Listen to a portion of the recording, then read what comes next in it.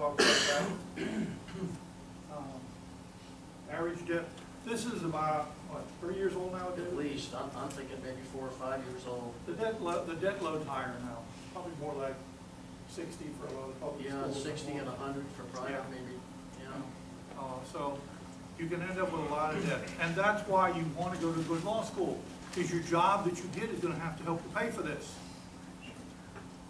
You know, you got a problem. And there's some law schools that are getting sued because they overpromise to students what kind of job they can get given what they got to pay. So you should be aware of that. That's out there. Conclusions? You know, I just put this up because I know he used to end it very thoughtful. But there's a couple things I want to say about. Be honest, know your capabilities. Be realistic. Have sure bets and reaches. Those sure bets are schools you're pretty confident based on your objective criteria, GPA and LSAT, you can get into that school. And have a couple of reach schools, schools you'd like to go to if you get accepted. But the last one, do not apply to law school you're not prepared to attend. Why? Because often that's the one you get accepted to. And now you're in a trauma. Do I go here, or do I sit out for another year to wait to see what happens?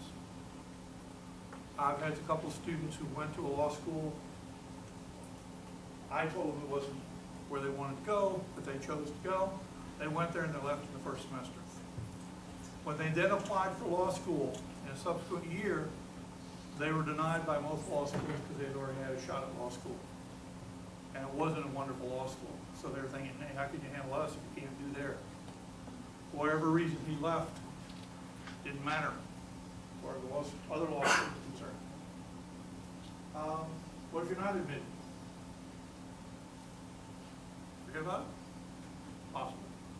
If you don't think you want to go, this is where it often gets to be a hard thing when people get turned down. I have people that are rabid, they just want to go so badly, they would kill to do it. And I don't mean that as, figuratively. If they had to do an assassination to get in law school, they would do it. Usual solution is to retake the LSAT, because that's usually what's keeping you out in most cases. To pursue other graduate degrees. A lot of students say, well, I'm going to go to graduate school for a year. Unless you get a degree out of that year, don't go. Law schools do not change your GPA based on going to law school, going to graduate school. Unless you get a degree, and then all they do is they consider it to be other educational experience. So don't go to a graduate program you're not prepared to finish and think that, hey, I might want to work in this area if I don't go to law school. Kind of thing. You can take steps, prepare for the possibility of not getting in, you get additional skills, double majors, minors, and internships. Yes? If you don't get in the fall, what are your chances of getting in the spring? Or do they even accept applicants in the spring? Most law schools don't. Stetson still does, don't they? I think Stetson does, and I think one of the schools down south, I don't know if it's Nova or St. Thomas, but What are your chances? Your chances Don't go get up. in. Your chances go up. They go up. Yeah, not No. big go, but they go up. because you don't have the same pool that you're competing against, but a little bit. Does that put you at a disadvantage? Like you were saying earlier, you're kind of in a group. For the Well, what it rest of means is the first summer you're going to be going to law school to catch up with your class. They consider you to be behind in your class. Here's some results from the fall of 2011, last year. We had 952 UCF students, undergraduates, applied for fall 2011. 36% were seniors. 37% applied 1 to 3 years after graduation. So delaying is not a big deal. If it works in your life and makes it possible for you to do things. The average LSAT score was 150. The average GPA was 3.14. That's down actually with 3.16 last year. Number accepted, one or more law schools, 49%. So about half the people who applied got accepted somewhere. Some people have multiple acceptances. So that's there. Number enrolled, 413. So out of the 468 who accepted at least one school, 413 actually went. A lot of them ended up not going because they did not want to go to the law school they got accepted at. Some of them decided to delay because of money, other issues, family issues and things like that. Seniors, 58% of the seniors who applied got accepted. What that tells me is you're more likely to be more able to take standardized tests because you're still here. You're in school, so you're into the testing mode. Here's some results from different law schools. For those that are interested, we, according to Florida, 2 years ago, I don't know if it's still true, we are the, after Florida students themselves, we are the second highest group of applicants from UCF. So they know our people, and they do have done very well there. They accept them. 36 were accepted, 162 is the LSAT school score. FSU's 165, admitted 40, 162 also. Miami, FIU 145, FAMU 229. That's high. 111 were accepted. That's higher than before. What's happening is a lot of students, because of the economy, are trying to go to state schools. Because of the first 5 schools there, aside from Miami, those are all state schools. And so they're a lot cheaper. So people are going on applying to those schools. Florida Coastal, now this is a big jump for them for 206. They admitted 142. Now they bother me because they seem to be deciding that they were going to let everybody in and sort them out once they got there. They're the largest law school in Florida now. In terms of total numbers. They're a for-profit law school too, which at the level of the student doesn't mean much, but it's a different kind of thing. They have campuses out in Arizona. I believe so. Yeah, they got a campus also in Arizona. Nova, 147, mid 78. St. Thomas, 78, 40. Stetson, 223, that's up. Admitted 98, that's about standard. Scores there are about the same. You can see the differences in the scores. Florida Coastal down to 150. Florida Coastal is actually higher last year. So they went down in their effort to pump the population up. The other schools, these are a combination of other schools in Florida and some ones that students have applied to over the years. Ave Maria, got 56, 34 admitted, 152. Mary down the road here, 213, 141 admitted. Cornell was interesting because we had fewer applicants accepted this time. The previous year we had 5. Now Cornell's quote Ivy League, if you want to, well, if you get all warm and fuzzy over Ivy League schools, you know. Duke, we had 21 applicants, none were accepted. Previously we had about the same number, we had 2 admitted. Duke, historically, we do very well at. Same thing with Emory. Emory, we historically do very well. We get our usual pool is 3 to 5 students in each school. And those are both good schools to go to. One's in Atlanta, one's in Durham. Georgetown, it's difficult, obviously, for you admitted by the 170 LSAT. George Washington, 29.6, 165. Mercer is just south of is in Macon, just south of Atlanta. 27, 11 admitted, 156. New York Law School, 52, 23. This is a school a lot of our students go to if they're going to go to New York. We have other students who go to St. John's and a couple of other law schools, Yeshiva. It's not NYU though. There's a huge difference between NYU and NYU. American, which is in Washington, also gets a fair pool.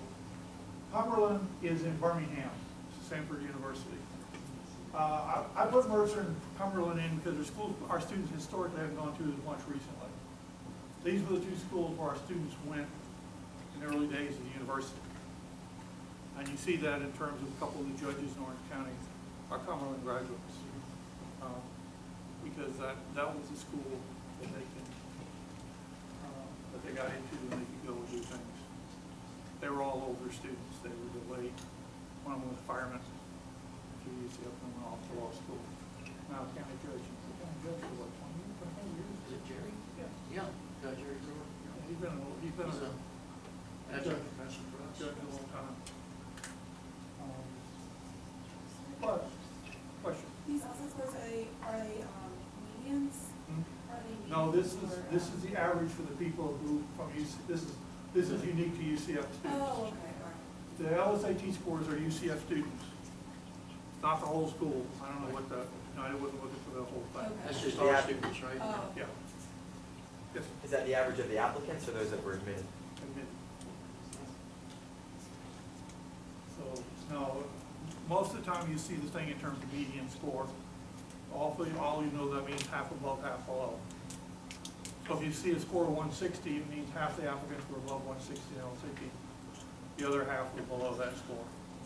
So that actually gives you some hope. Don't be turned off just because you see, because there's somebody down there within a standard deviation or so who's close to them. In that context. I think that's it. Yes, it is. Other questions?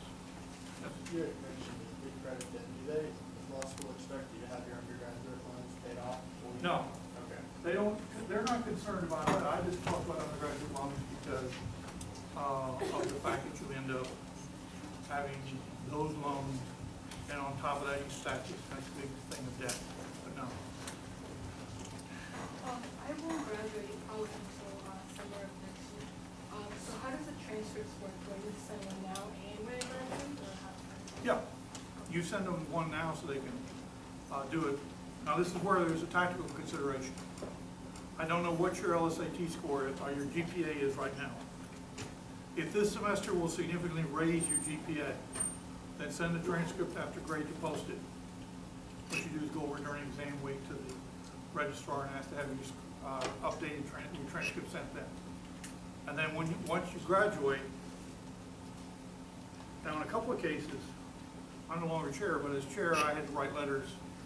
Because the chair certifies graduation at UCF, and it goes up the system. I had to certify just a couple law schools of people that actually graduated, or were going to graduate in August, but they were admitted to law school, and the law school needed to know before we posted a grade. Yes? I know they're rare, but do you have any idea what happens at a group interview for law school? After what? At a group interview for law schools?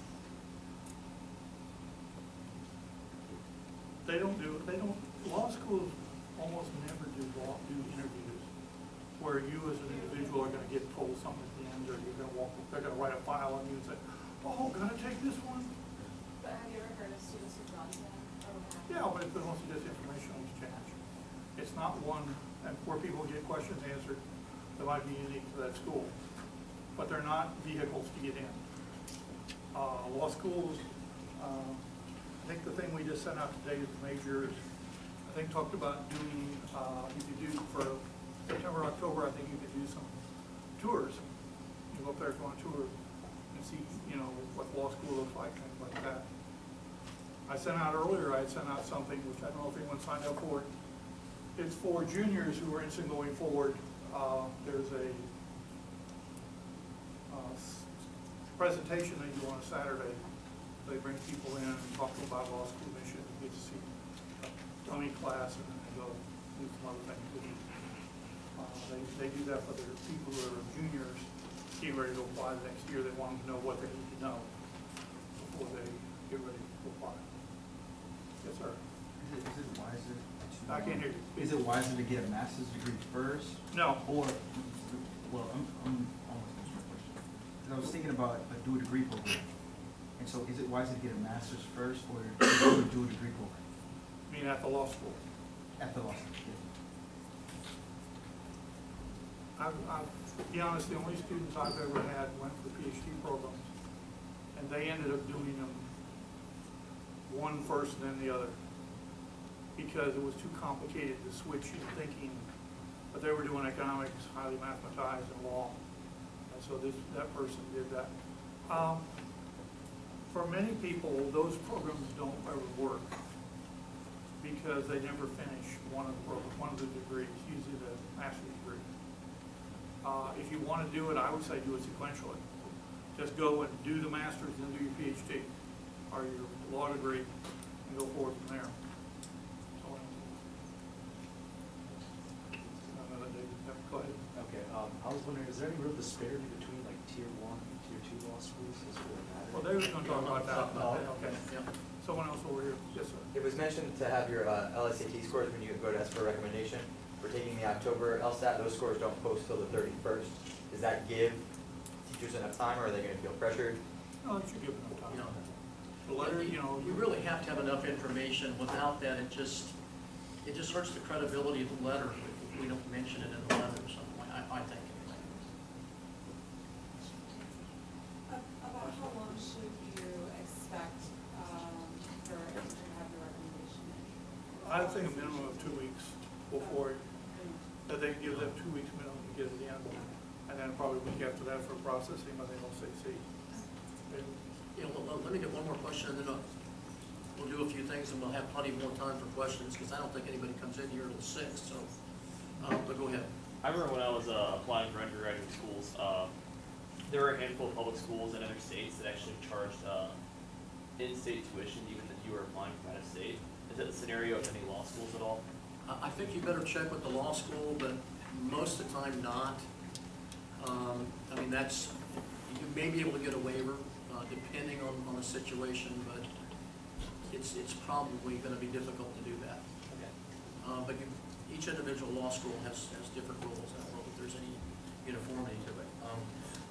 But before we talk about the law school rankings, which I think sometimes people get too wrapped up in them, I want to mention one other thing, because it reminded me when Dr. Handberg was talking earlier about the place where you choose to go to law school. It's really important if you have a significant other in your life, because as Dr. Handberg mentioned, that person's going to have to live in that town also, and the job market may or may not be good for them. You really have to consider things like that. You also have to consider the type of person who is your significant other. And I don't want to make too much of this, but if you have a really needy person that needs lots of your time, something bad's going to happen. Either the relationship's going to end, or you won't be doing so well in law school, because it takes up most of your time. It doesn't mean you can't have some type of balance. At least, although it's been so long ago, it is hard to remember back that far since I went, but you do need to set aside some time for not only family, but doing something you enjoy. You'll do better in law school, trust me. I know it doesn't look like it, but I probably played basketball every single day that I was in law school. Not 3 or 4 hours, maybe an hour and a half, but it helped me study, and I was more awake, you know, rather than just sitting in a carrel up in the library studying all day. So you really do need to budget your time and get something fun in during the week. But it's so time consuming, you can't have someone that really needs to have lots of time of your time. That's not going to work. So that's certainly a factor.